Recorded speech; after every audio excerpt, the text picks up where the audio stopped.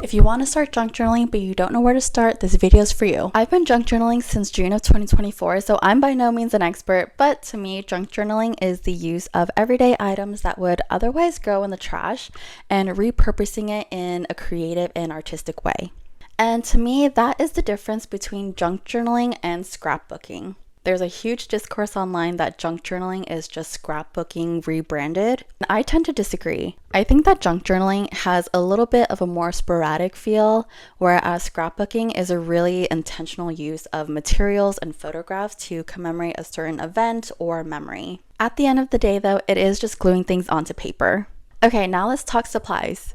Realistically, all you'll need is a journal, some glue, and some scissors. The current journal that I'm using is the Term in A5. This is the soft cover version, and I personally like a soft cover more.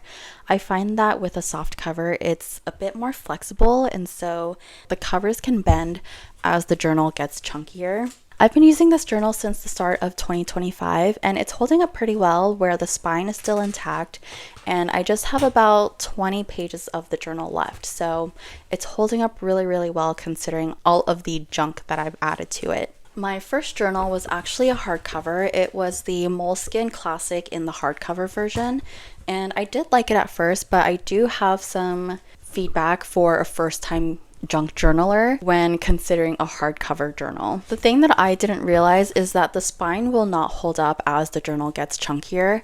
This is my first journal ever, and as you can see, the spine just completely broke off of the journals, and it was just really impossible to journal anymore off of this. That is one consideration if you are looking into junk journaling.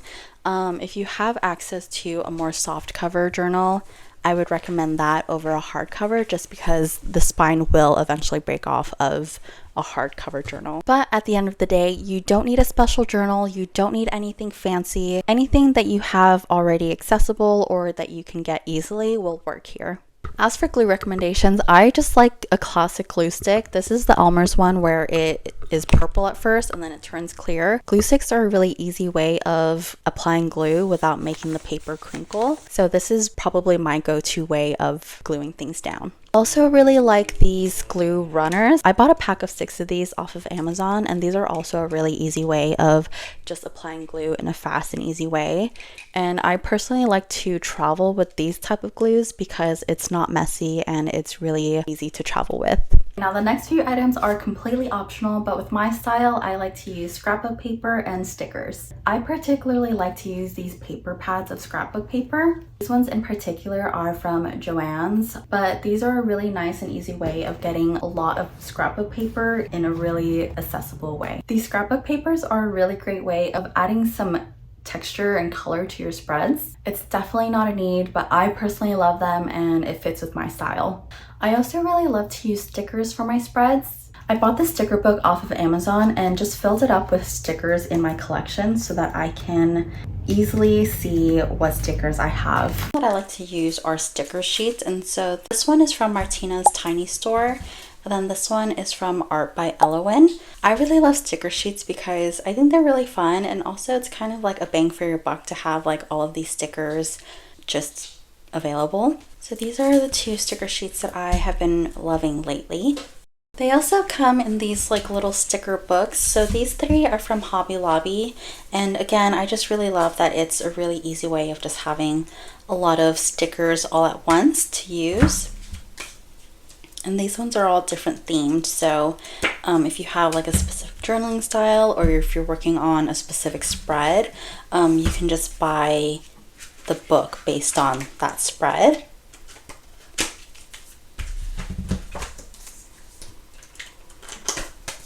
And then this one is from Bandeau. This one is kind of more of a hodgepodge of different sticker themes, but it's all like color coordinated and it has like affirmations and words and just different design elements as well. This next item is completely optional, but I personally love having a round corner cutter. I just love the look of a round corner versus a square corner. So whenever I'm working on a spread and it has a square corner, I'll just take this and just punch it so that it's a round corner. And this one in particular has 3 different corner options. This one is not a need, but I very much like it for the aesthetic of my spreads. And the last optional items that I really like to use are hole punchers that are shaped.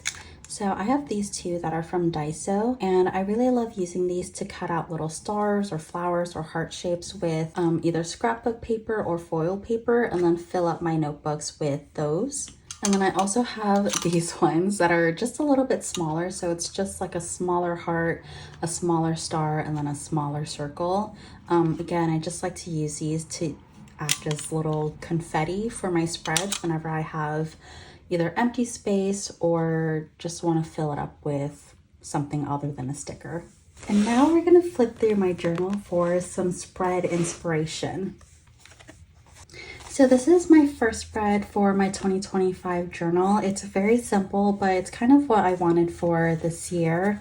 Yeah, not much to it, just a start date. So I started this on December 26th of 2024, and I plan to finish this by June of 2025, but we shall see. And so I just left a little space so that I can write the end date right here. But yeah, this one is very simple. I didn't want to go too overboard with it just because for the new year, I just, wanted to go a little bit simpler. This is a spread idea that I did that is using mostly junk. These are photos of the breakfast that I ate during my slow mornings. My work usually gives us about a week and a half off. So I definitely took advantage of having a slow morning during that week and a half. So this is the matcha that I'd make, and I even did it so that it like whisks with it. And then an avocado for all of the avocado toast that I had. But yeah, this is just a hodgepodge of different things that I ate in my mornings. So it could be something as put together as this, or it could be something as random as this. So this is something that I or junk journaling community like to call a junk dump. So this is essentially just things that I had collected over a few weeks and just dumped it all into one spread. It has no rhyme or reason to it. It's just things that I had collected over a few weeks and just wanted to use up in a spread. And so this is that result of that. So journal spreads, you don't always have to make them attached to one certain event or one certain day or one certain week. This is a compilation of actually a few weeks together. So yeah, there really aren't any rules as to when you have to journal or what you have to journal as long as you journal. And then one last journal spread idea are monthly spreads. So I am guilty of not being that consistent with creating monthly spreads, but I really do like sitting at the end of the month and preparing for a new month. I don't do it all the time, but this is just one example that I did for March. I think it's the only one that I did this year so far, but this is one that I did for March. So as you can see, it's not as junky as other spreads, old stamps that I had gotten throughout the month, and then just like some clothes tags of a shopping trip that I did. This is an example of a less junky journal spread, but I think it's still really valid. Like I've said before, there are no rules to junk journaling. For me, the challenging part of starting journaling was finding my style. At first, my spreads were really heavy on writing, where I would sit and write all of my reflections and thoughts towards a certain event or a certain memory that the spread was associated with. But I never really loved how it looked. And then I just started to experiment with other styles and developed a more spontaneous journaling style. Now I want to close this video with a reminder that at the end of the day, there are no real rules towards junk journaling. As long as you have a journal and you have glue and it's junk from some parts of your life, I consider that as junk journaling. At the end of the day, it should be an artistic and creative outlet for you, whether it's remembering what you ate that week or if it's a big event like I don't know, someone's birthday. It should feel special to you, and it should give you some sense of joy when you look back at it. So I hope this video helps. If you have any questions, please let me know. I would love to see more junk journalers out there. And if you are a junk journaler, please let me know where I can find you. I hope this video was helpful. Please like the video if it was, and please subscribe if you like more journaling content. Bye! So